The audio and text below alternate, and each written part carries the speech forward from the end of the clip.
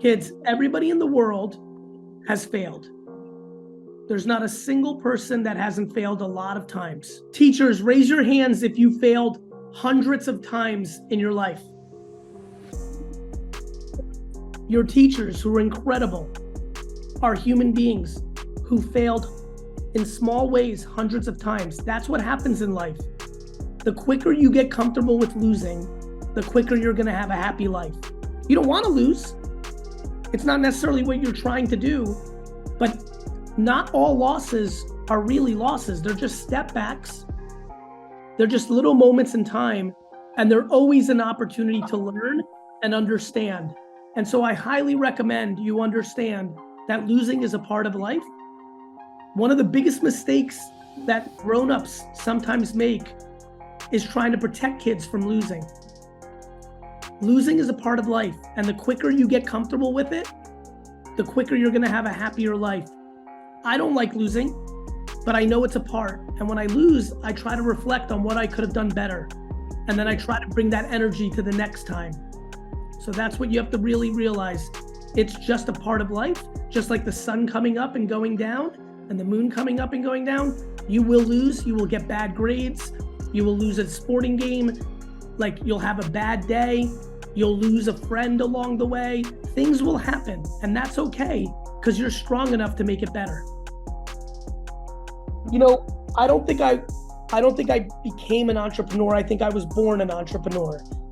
For everyone who's sitting in class, by the time I was in 2nd and 3rd grade, I was already really excited for the summer to sell lemonade. I liked to hang out with my friends and create like a little, get on me with that for selling lemonade. I liked creating like little stores with my friends. You know, I would go door to, in the 1980s, kids would just go outside and we would just ring people's doorbells and try to sell them flowers. So I think for a lot of you, you just love music, you just love cooking, you just love school.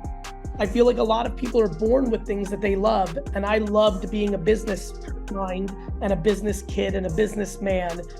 But here's what's important, kids. A lot of you love certain things: skateboarding, rock climbing, drawing, coloring, making music, making videos, being a good friend. But the key is to practice, right? Just because you're born good at something, if you don't practice and practice and practice and practice and practice, then you may not be able to achieve the highest levels of what you're trying to achieve. And so not only was I born a businessman or an entrepreneur, but starting around your age up until right now, I've been practicing almost every day at it, which is what's made me good at it, not just liking it. My first day in business officially was right after I was done with college. And it was in my dad's wine store. And don't forget, kids, you can't drink wine until you're 21.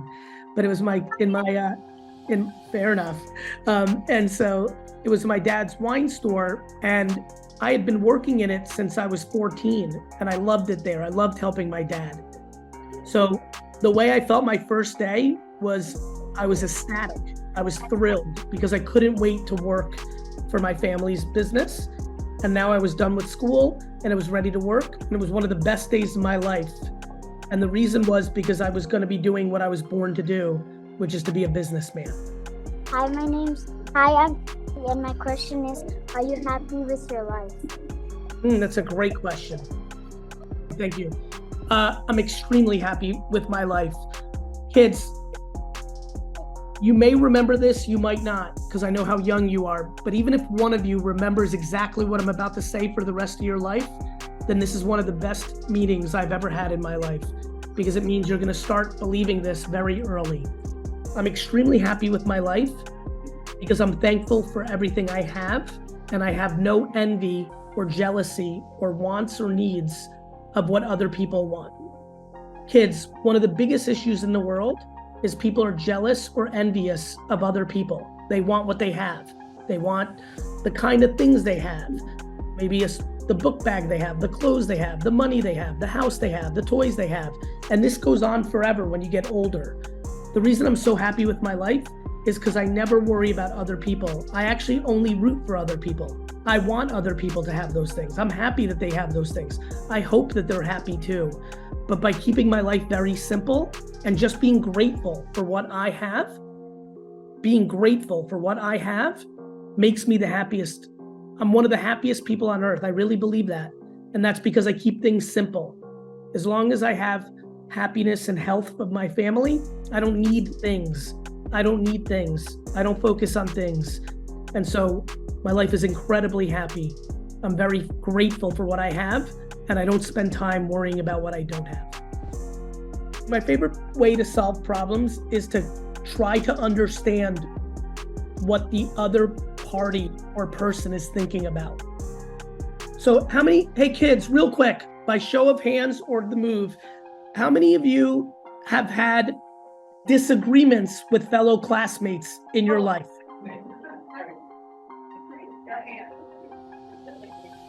So what we saw right there is disagreements are a part of life, right? Even though you might be friendly with somebody in here, you might not see eye to eye on everything, and that's okay.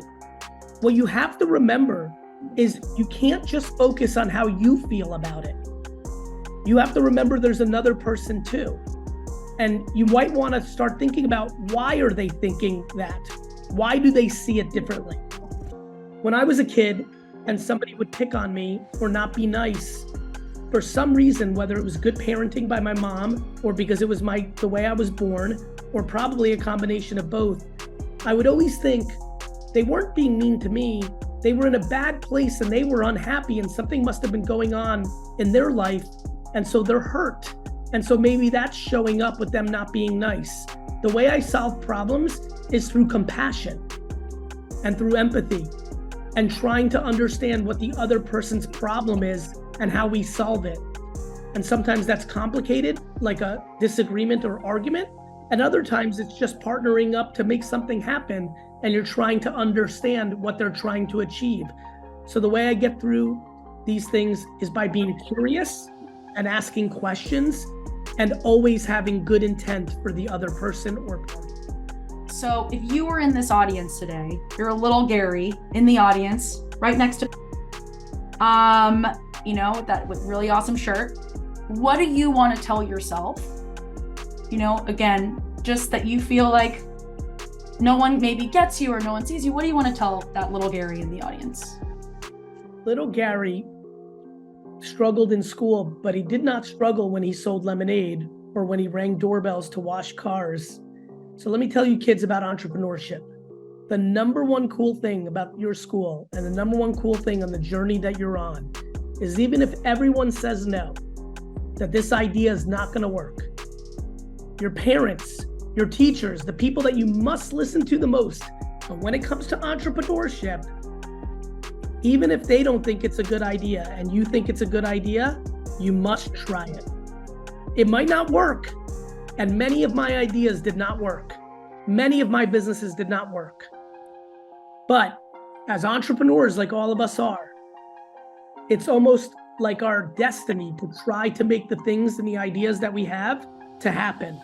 So I tell you in this class, even though I wasn't lucky enough to have a class like this or a school like this, even in this environment that you're in, there will always be people that don't think your idea is right. And they might be right.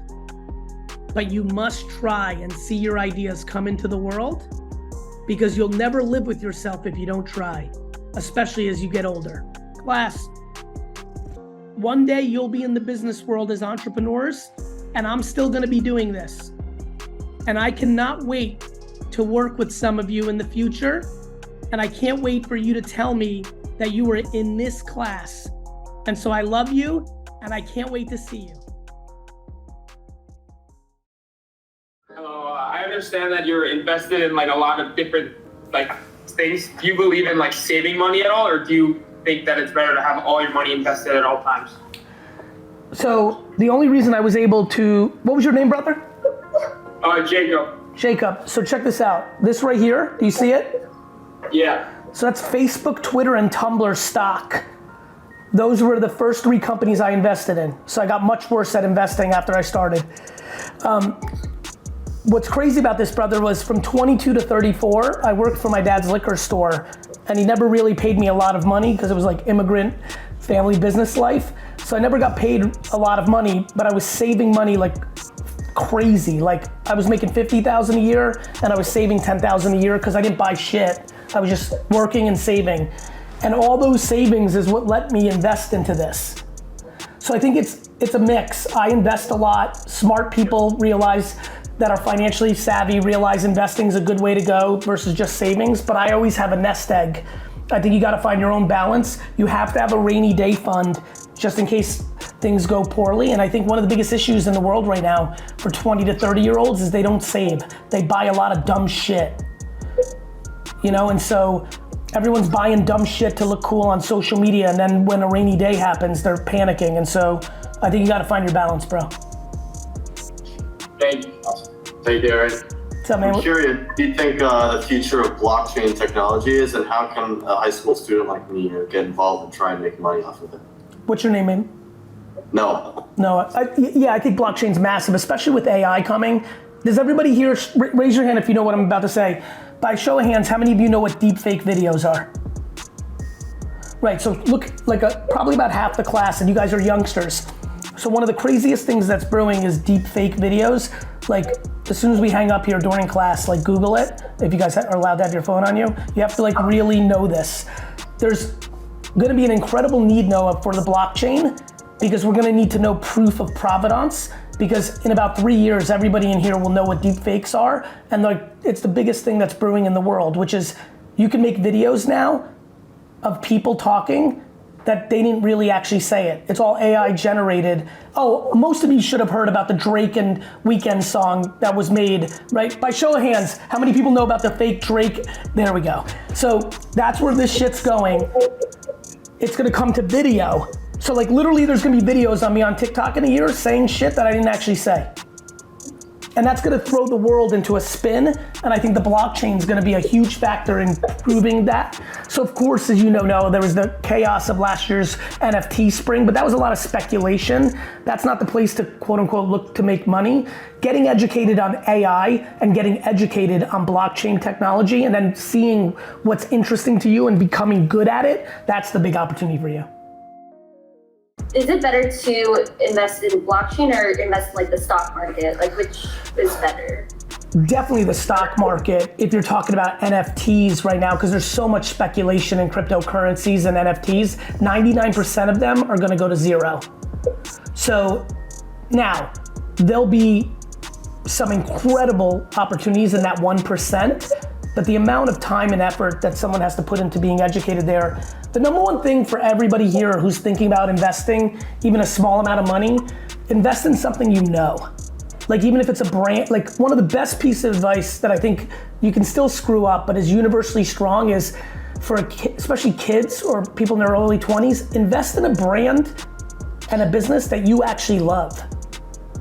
Right? Like there was a lot of kids that did really well with like Lululemon and did really well with like Netflix and Tesla over the last decade because they knew it, they understood it. And so the number one, whether it's blockchain, whether it's the stock market, whether it's real estate, whether it's art, whether it's collectibles like sneakers and sports cards, all of you should remember, this is stuff I wish I got taught in school when I was growing up. Invest in stuff you know. So many people are just investing in a cryptocurrency or an NFT because they heard someone else say it. That's silly. Invest in things you know. Hi. I was wondering, like, with all the new VR stuff, how like it's becoming the new world, how do you think that's gonna affect social media and influencers today? It's a good question. I think that VR is inevitable. Like, especially for people that are as young as you, like, you guys are gonna live in a VR world. It might take another 15 years for it to get to like real scale, but it's gonna affect everything. If, think about how much this affected the world. And this is like the halfway point between real life and virtual. I think there'll be all new influencers because of it, but even more importantly, like when all of you are 40 and 35, you may be sitting in VR for 5, 6, 7, 8 hours a day. And that is very clear to me as a possibility in 2 decades. So it's gonna change everything. It's gonna change the way people travel. It's gonna change where people live. You're gonna be able to live anywhere you want, because meetings are not just gonna be on Zoom like this anymore. It's gonna feel like you're actually there. So why do you even have to be there? It's gonna change absolutely everything. It's gonna change the landscape of influencers, businesses, politics, society, dating, and everything else you can think of. Thank you. You're welcome. So, like, you put yourself out there in the world, you post on social media, but like tons of people, like every single one of our parents, like they work, they all have businesses, but like they don't promote themselves, put themselves out there as much. Do you believe it's like beneficial and like people are like dumb for not doing that? Or what is your take on like how? It's a good question.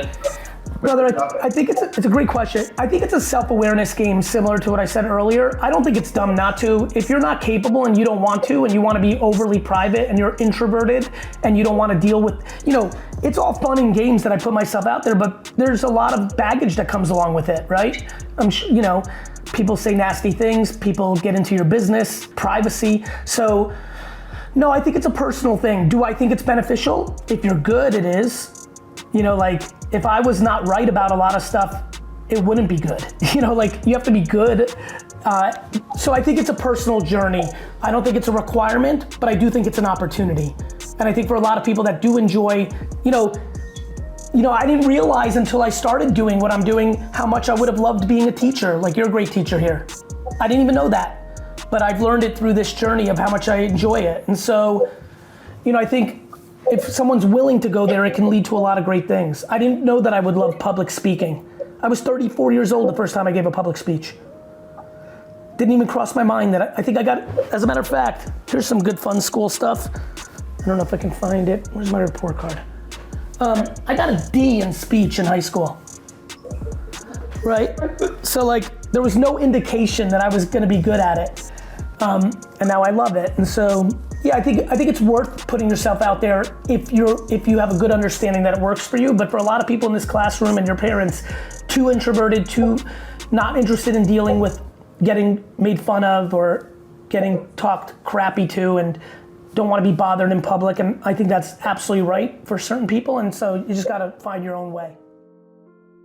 Content creators need to focus on what's free, right? Because I also thought that long form was going to do well. When I saw how streaming was playing out, many people in this room know that they've watched 5 straight episodes of something on Netflix or Hulu, right? And so long form's doing great. I watched all of Wednesday Addams in one evening, and so I think that creators need to focus on the platforms that are free. It's not easy to get on Netflix or Hulu, right? Meanwhile, you can make TikToks and nobody can stop you, and you can become anybody, right? And so I think that long and short form will continue to grow. There'll be new platforms, there'll be decentralized social networks built on the blockchain. There'll be new platforms, just like TikTok and Snapchat and Instagram have come in the last decade. There'll be more, and there'll be more long forms. There'll be more and more streaming. There's something called fast channels. So I think there's a lot brewing in media, and I think for everyone here, it's about self-awareness of what medium works for you, including some people in here are great writers and don't want to be on camera, and there's opportunities to transcribe that writing into voice-activated pieces of content. So the world is wide open. Every kid in this class has an unbelievable opportunity if they have self-awareness of how they best create, and if they have understanding of the free platforms and how to get the most awareness, and then ultimately talent. The challenge is patience, and I think we're feeling it in NFT land a lot because of the pricing and things of that nature. When you're going to build something meaningful, if you think about Marvel or Disney or Nike, or could you imagine if they stopped at year 2, or if we decided to judge the brand at year 2? It takes time. Year 2, I was just starting to figure out how to make wine videos of the Garyvee brand, right? Or the companies we work with. So I think the way I think about it is you need to be relevant to people around their interests. You need to be in the places where their eyes are, and there's a lot of ways to go about it. And I think for me personally, I try to pay attention to where's the attention of the end consumer and how do I fill that with something of value. And I think that's a very big focus of mine, and a lot of the character development, the voice development, it just takes time. I read all the discords, I read all the tweets, and I'm empathetic for people where is this, where is that? And it's rushing into brand building is very, very, very scary, and you see a lot of brands only live for a year or two. What are the difference between Shopkins Friends, which is like a 3-year phenomenon, versus the Smurfs, which is like a couple decades, versus Spider-Man, right? Like there's all these variables of like brand building. And so, I think it's about relevance, it's about different distribution forms, and as an emerging trend, and now all of a sudden, the video game vulture is on Twitch for 20 hours a day producing like there's just so much going on in this brain and this organization, and it's real. We're really excited about character development. It's going to require character development, right? There's only two things here. There's the community we're building through utility, conferences, virtual, this right now, and what happens going forward. And then there's character development. You can only win on it's valuable for its access virtually in real life, or you're one of the 1% and people fell in love with Patient Pig, right? The trading card thing, if you really think about IP development, I would tell all of you that the trading card thing, the compete and collect in the Series 1, has been a very sneaky good thing. Like there have been many people who've entered the BeFriends universe through the trading cards without even knowing about the NFTs. That's an opportunity. So these are things that I'm excited to be thinking about. Awesome, makes sense, thank you. Our next question is from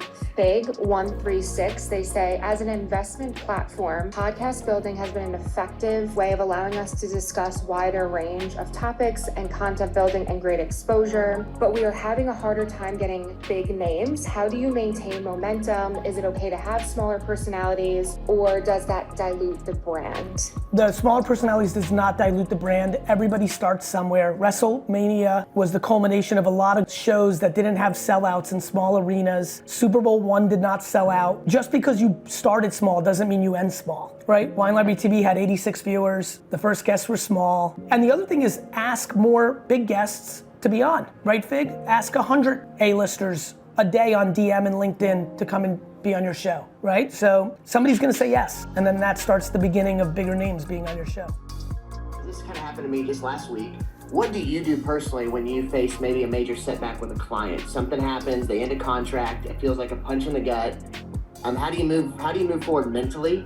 And then how do you move forward pragmatically to regain the momentum and keep pressing ahead? Because those hurt at times, but you've got to keep pressing ahead. So what do you do? What do you think through? First thing I think through, and it happens all the time, is can we afford to not fire anyone? That's usually my first move. Ben, are you showing Beanie Babies on screen? So that's number one, Doc. Number two, I realize that it's completely a subjective call, right? So I don't take it personal. When I tell you I don't take it personal, I don't take it personal. That's been hard for me already because part of me loved the client. Now I'm like, I don't know. I mean, so I don't want that in my heart, in my mind, in my spirit to have anything against them. You shouldn't. With that. You should be grateful that they ever hired you in the first place. Don't become entitled. You're in control of that. Like when people in this community are upset with me, I take on accountability. I didn't have to say and get hyped in Discord. I could have just cruised into the sunset. I didn't have to issue tickets that created the ability for them to go down. VCon's a joke at this price. I didn't have to do that. Like when people are mad at you or upset with you or do something that upsets you, take on accountability, Doc. They didn't probably want to fire you. They probably can save money in a way. They need to cut money. Maybe your team is not doing a good enough job in their subjective opinion. Just convert it from anger to accountability. And that immediately takes you on to the next chapter, because how do you move forward? You have no choice. You can sell the company, shut it down, or you move forward. Awesome. Right? No, it's just that's what I figured you would say, because obviously 12 and a half, but that I wanted to hear you say it, and that's helpful. What has been the biggest setback you've ever faced in your career? In this version? Yeah, in this version. I mean, we just lost 8 figures from last week. They decided to consolidate with the big company because our key executive left and the old guard wanted the old stuff. Monster hit. Monster. Wow. So, hey, thanks honestly for everything, Gary. Yeah. Seriously, in all these years, always, the brother. content, our interaction, I'm grateful. Seriously, and that helped. And just to help everybody, because I see people reacting to it, first thing I did was can we afford to save everyone's job? It looks like we could-ish. And that's the biggest concern I have. Now it's I haven't thought about it until this moment. I'm fully tomorrow. I can't. Actually, you'll even find this more gracious. I'm focused on doing great work for them in the next 8 weeks, so that everybody sees we're stand-up people as we offboard and try to set up the incumbents to be successful with everything we've learned. What are you gonna do, right? Look, it's the same reason I'm so confident about this project. I don't control everything, and I made missteps, but like, I have my whole life to make it good. It's fun. I also know I'm competing with a lot of people that aren't in that mindset.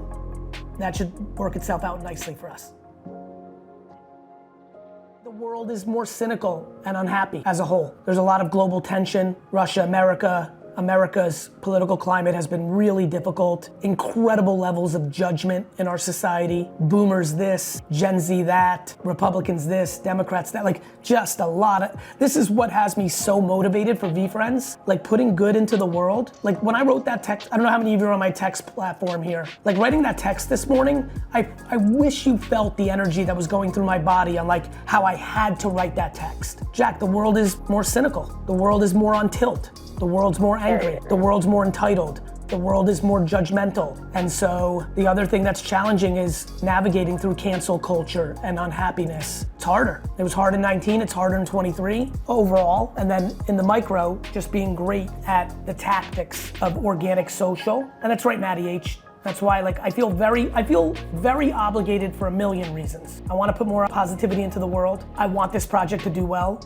I want it to do well for all of you. I want it to do well for my legacy. Like I'm very motivated. There's a lot to be motivated by with VeeFriends. And I also think it's a complicated world. Like I think accountable ant is just as important as compassionate catfish, right? We got to find that balance. I promise all of you that there's many days that I dream that my DNA was more like, I'm just gonna be a surfer and live on $14,000 a year. There's an awful lot of romance with that model. So, you know, a lot of ways to live life. Sleep is great, Matt. I sleep 8 hours a day. I just like being effective when I'm awake if I'm talking big game. Very true. Actually, we have one more Discord question from Just JPEGs again. They were coming out with some fire questions today. And then we'll go into the live Q&A. They asked, what tools do you hope to build for VeeFriends as a business by 2033?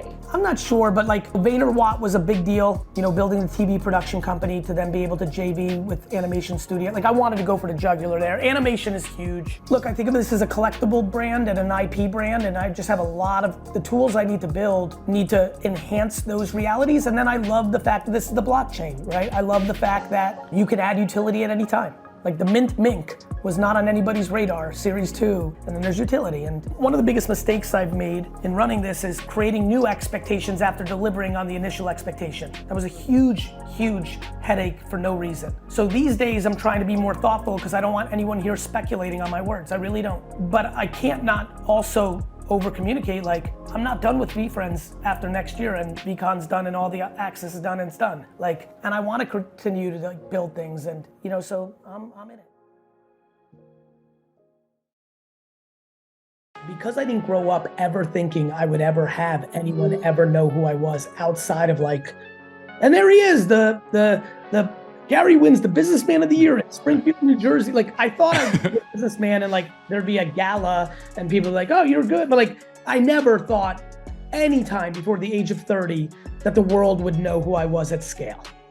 So to your point, there's that. On the flip side, no to people, yes to business. So I was very good at ringing doorbells and saying, do you want me to, you know, shovel your driveway for $5? It just snowed 9 inches. I was very good at like business rolling up on people. I have a little bit of a weird nuance where my family like was taught to like stand on your own 2 feet, never complain, and kind of don't ask anybody for anything. So I actually, here's an interesting insight to me. I don't really raise capital. I actually envy, which I don't envy, but like I admire my friends who are able to raise capital. So I'm actually not great. I would never be the person that would pitch someone in business in the middle of the street. It would never happen. But I would sell something, like because I believe in it, right? Like I knew that the people were ripping me off by paying me $5 to shovel snow for an hour. I just thought $5 was like $1 billion back then. I was like, fuck it, let's go. So, you know, there's a real mix of nuances there if you want to get into the insight, but I don't judge it in the negative if someone does it, back to your prior poll. And to your prior point, unlike Victor, who probably, or Shaq, though Shaq loves to tell the story that he wasn't that great in high school, it at least crossed his mind that he might get good at basketball. You know what I mean? It was like, you know, for these people, to your point, like if you were aspiring to be an athlete or an actor or a musician, it has crossed your mind multiple times in your youth that people are going to think that you're going to be famous. For me, that was never, I was going to be a businessman, a good one, a big one. Maybe the Wall Street Journal would write about me, but that means like people I know would be like, cool, you did it, not like strangers know who you are. And so that's absolutely right. And by the way, I might be a last of Mohican. Let me throw something at you that I thought about literally yesterday in Cleveland. I'm like, wait a minute. The amount of people that are going to be able to be 30 years old before they even make any content on the internet, right? 35, be a grown ass man, 35, like at least emotionally, and like have responsibilities and children and a business, and then only be like, wait a minute, people are going to know who I am. I better be prepared to deal with that. Every 9-year-old on earth now, every 13-year-old on earth wants to be famous. They want to be a YouTuber. They want to be a podcaster. They want to be an influencer, a creator. It's almost like we won't have humans anymore that don't think that they're going to be, it's like even by default, even if you're like, I'll never want to be, you know that you might be. You know that you may post something one day and everyone will know what it is because it went viral. It's really a whole different world. Is there a scenario where empathy is particularly difficult for you to practice what you preach? When people come in with gobs of entitlement. If you ask me, where do you feel most challenged, Gary, to deploy empathy? No question. I'm so triggered by my upbringing to be anti-complaining to the extreme, too far. My family took it too far. But I'm giving you a vulnerable, honest answer. I am most challenged to deploy empathy when people roll in with obnoxious entitlement. Not micro entitlement, because I think anyone who lives in a first world country, in a big city is met with entitlement at scale right now. It's hard out here. There's a lot of entitlement, but gobs of entitlement, delusional entitlement is definitely when I bite my inner cheek. But honestly, back to like, I'm so proud of this. This is kudos to Tamara and Sasha Vaynerchuk. They did a really good job. I'm able to bite my inner cheek and go into deep compassion, sympathy, and empathy mode and go, well, they might have been brought up by parents that really spoiled them, or they might be overcorrecting for the things that they're upset with in society right now. And we're gonna fight the machine. Like I'm a very happy man because I'm very quick to not judge. I think judging people is a disaster. And I'm very quick to go into, and this is why I think I'm a good marketer and a good salesman. I'm gonna put my feet in their two shoes right this second. And how did I get to asking for some delusional ask? Oh, I know how. I grew up in an environment that didn't think that was a bad thing. I'm a creative at heart. When your name comes up in creative circles, I think one of the great curiosities is your relationship to creative. Do you enjoy the creative part of advertising? Are you looking at decks? Do you creative direct on occasion? How hands-on are you in the making of shit? I have too much humility to get confused, which I think is a huge confusion in our industry, that my opinion is that important. Now, I do believe I have good subjective creative decisions. It's why I've been a fantastic investor. It's why I've been able to build brands. But I'm too scared to act as if I'm not playing baseball. I believe the best CCOs in our industry, if they are meant to go into the Hall of Fame, not the bullshit Hall of Fames that we've created in advertising that everybody gets into if they buy a table, but I mean, really, on merit, will go 3 out of 10 on their subjective opinion in looking at decks and listening to pitches. I think most CCOs in our industry act like they're right 12 out of 10 times. This goes back to Shaq's superpower of humility. I think humility needs to be championed in this industry. So how I am obsessive, hands in the dirt with my team on the process to creativity. I'll give you a for instance. I am championing from Rob Lanoy, our CCO down, that when a lead creative has to make a subjective call in a meeting for the pitch, for the idea, that we're at that moment, right? That you've been in many times, that they must announce, hey, 6 people I brought on the new business team. Hey, 4 teams that work on this account. It is now time for me to, unfortunately, to be in the unfortunate position to make a subjective call to allow us to move on. That is outer space different than what's happening all across creative agencies around the industry right now, where the person acts as if they're the only person that knows, they're the great Pumbaa, all these ideas, you're lucky, you know, and you know this. This is something I want. I think the industry is loaded with creative people, and I think the process of the industry has extracted happiness and creativity out of them. So, you know, for all the creatives, I've come to this industry to help you. I know a lot of people think I'm the bad guy. You're not about the work, Gary. I'm the most about the work. I'm not about the work being done the way that people are crying in bathrooms, feeling dejected, eating shit for 20 years until they can then be the person that does that and then treat everybody bad because they were. I'm not in that game. I'm not in that game, but I'm in the game of creativity. I think creative is the variable of success. But on the media side, I'd like the creative to actually be seen. I do not believe most commercials are seen. I do not believe most banner ads are seen. I don't believe most social is seen.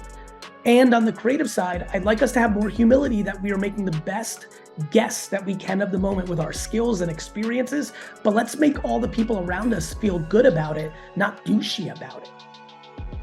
We want to believe we're the butterfly, but like, we may be the larva. The butterfly may look back at us and be like, man, that was so fucking cute. Like they had fire and a wheel and they thought they had it all.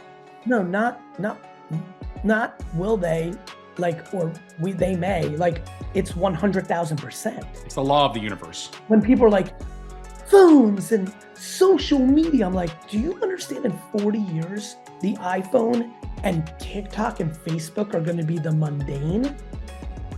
Like, people thought they were flexing in the mid 90s with like a cellular phone that looked like a cup of coffee and like a big antenna, no texting. Like, I mean, do you understand some of the things we accept today that would have been insane? Could you imagine 20 years ago telling parents, guess what?